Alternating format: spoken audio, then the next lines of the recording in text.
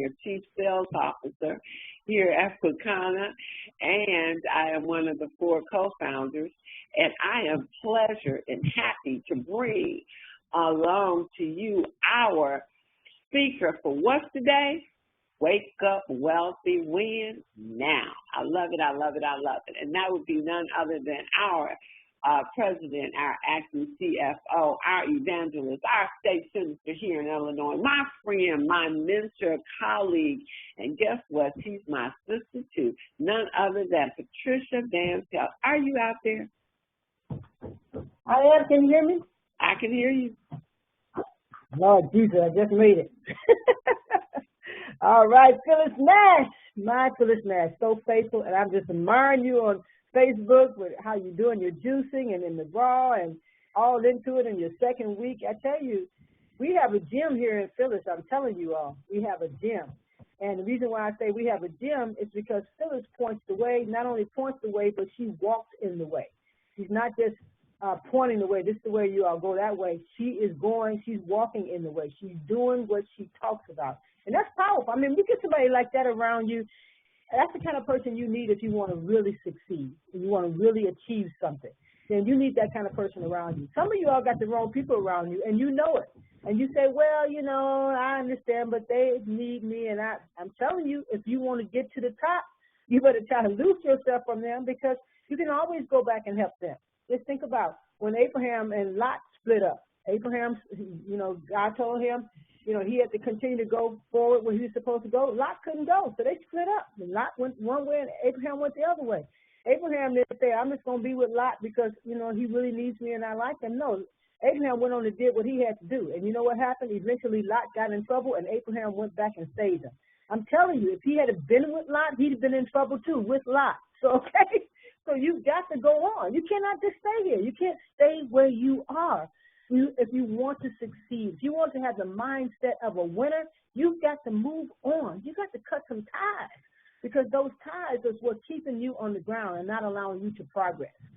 So again, I'm Dr. Pat, and I am one of the co-founders of Wakana, one of the 4 co-founders, and also I'm the president of Wakana, and I'm the interim CFO, and I am so proud to be a part of this company, and every one of you all should be too, because this company is what it is because you are a part of it. So you should be excited about being a part of it, because you are making Wakana into what it is. You're the ones that's developing. You're the ones that's growing. You're the ones that's reaching out. You're the ones that's touching other people's lives. I read a quote just recently. It said, if you want to know how valuable you are to society, just look around and see how many lives you've touched, how many lives you've changed. That tells you how valuable you are to society. We have only a certain amount of time here on earth.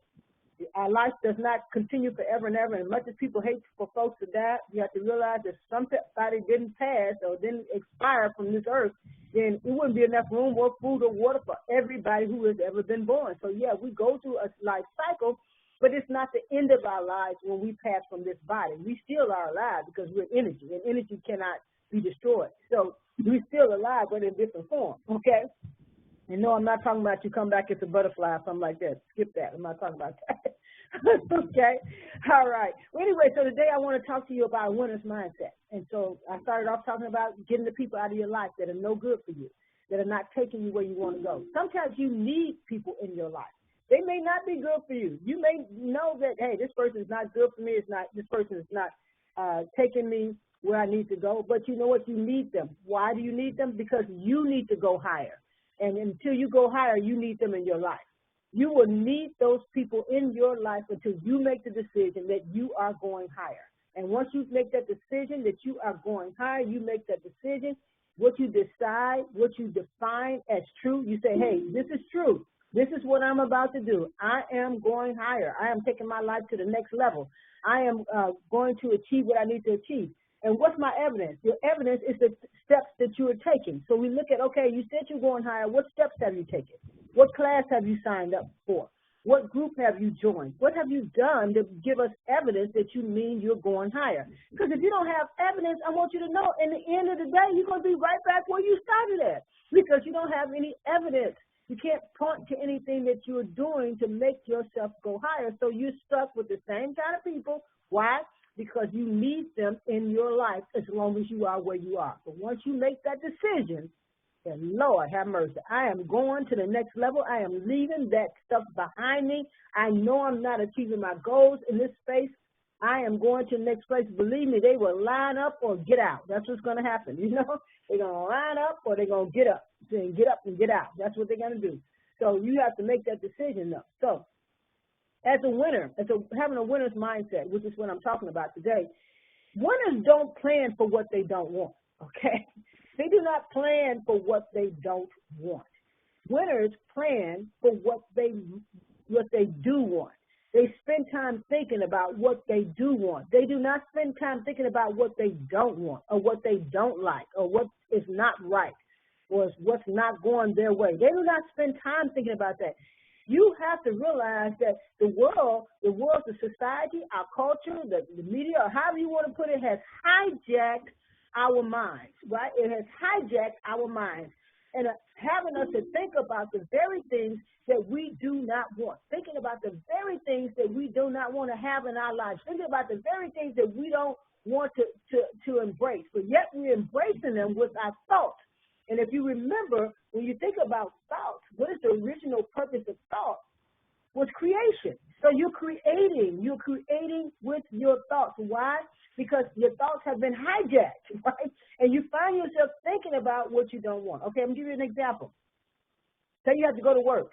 You have to go to work, and you said, oh, my God, I got to go to work. Lord, have mercy. You just dread going there. I don't like being around those people. I just don't like it. You know, I don't like spending my whole 8 hours there. Then you know what? You're planning in your mind for what you don't want.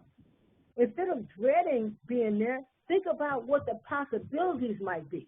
Think about what opportunities you might get, right? Say, well, you know, I go to this place and I don't like being there, but there are opportunities there. I know I can either work hard and get promoted, or I can create something, make something out of nothing, and be able to help everybody. I can bring up a whole bucket of apples and let everybody have an apple, and everybody be happy to see those red apples, right? I can do something besides dread, because dreading is planning. When you're dreading doing something, if you're dreading working out, if you're dreading being on your raw diet, oh my God, I don't want to be on a raw diet. Oh, it's going to be so terrible, and I'm going to want to eat. I'm not going to have what I want to eat. I'm going to this and that. Then you are planning for things not to be well for you. Winners don't do that. Winners do not do that. Winners think about what they want. They spend time planning what they want, not what they don't want. And some of us don't look at it as if we're planning, because we say, I'm just dreading being there. You're planning to dread because you're not even there yet, and your mind is already gone into the future, and you're dreading in the future, which means you're planning that in the present, okay?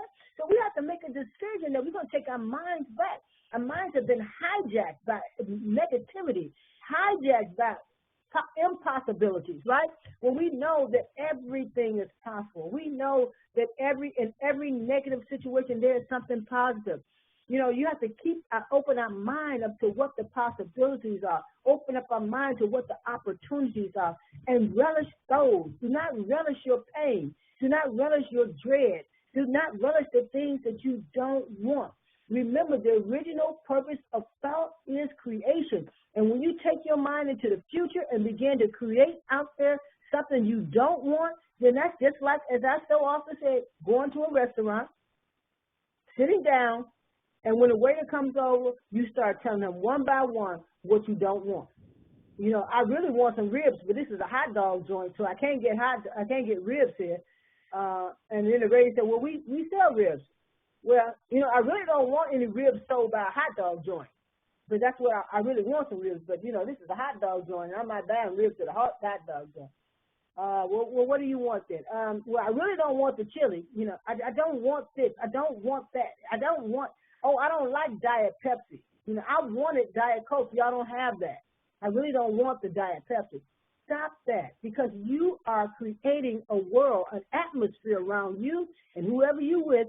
You build an atmosphere of negativity and lack of abundance and lack of opportunity. You're building that with your words. And those words are coming out of your thoughts, okay? Out of the abundance of the heart, a man will speak. That's what the Bible says.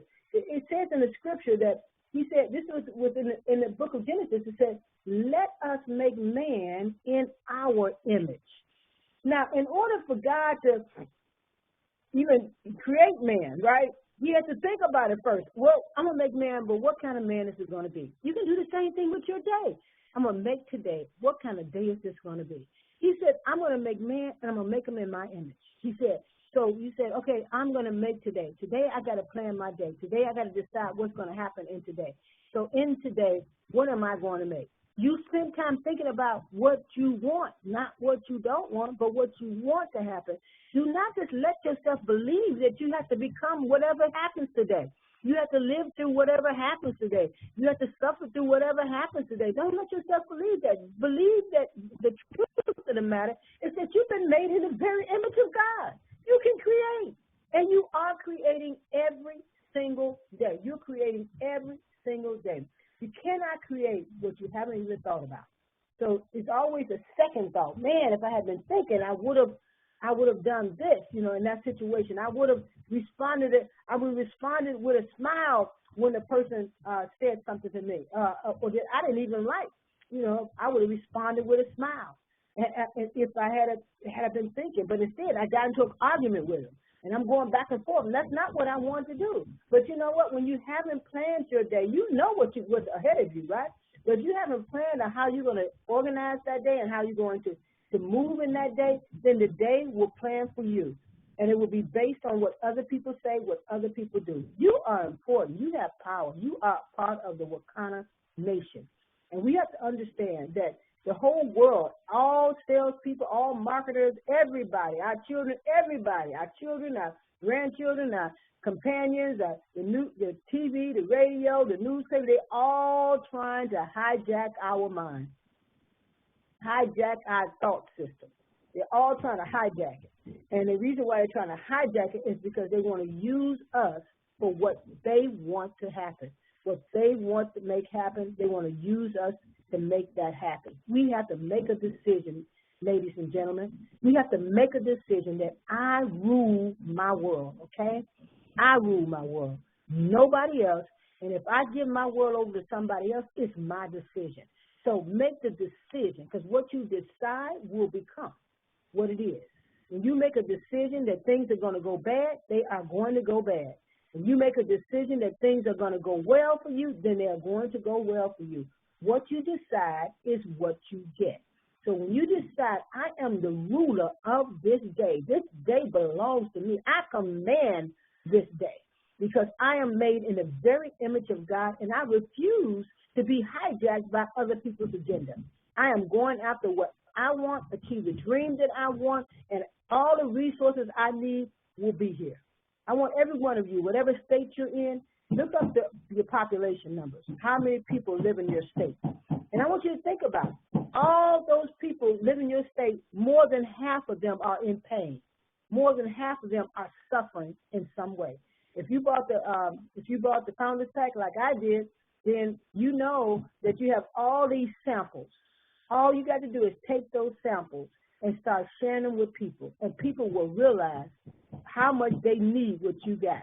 And it won't be because you went and hijacked their attention. No, you brought them a solution. It's what you brought. You brought them a solution. And don't give your product to people who don't want them, right? You need people who want them if they're in pain. Well, here, try this, and here's my number. Contact me, and I'll get you some more. And this is it. Here's my website address, or whatever you want to do as far as reaching out to people. You know when people are in pain, they're limping. That tell you they're in pain. A lot of people have been in pain so long, they don't even know they're in pain. Say, do you have pain? No, I don't. Do your arms hurt or your knees hurt? Yeah, they hurt. Okay, do your back hurt? Okay, so that's pain. Right? But they forgot that it's pain because they're so used to living with it. We can deliver people. I know I got delivered using CBD, delivered me from my pain. I had pain in my hips and back. I almost had to walk with a cane. That's how much pain I was in. And I would have been, just doping up on ibuprofen and hydrocodone and all that kind of stuff. But instead, I just take my CBD, and I'm able to walk. I'm able to extend the quality of my life for a longer period of time. We have that ability, but we have to take our attention back, right? We got to take our attention back. We got to stop people from hijacking our attention. Make a decision about what this day is going to bring, and don't plan for what you don't want. All right? All right, I'm Dr. Pat, and you know I'm always going to be here inspiring you to rise to purpose. So rise.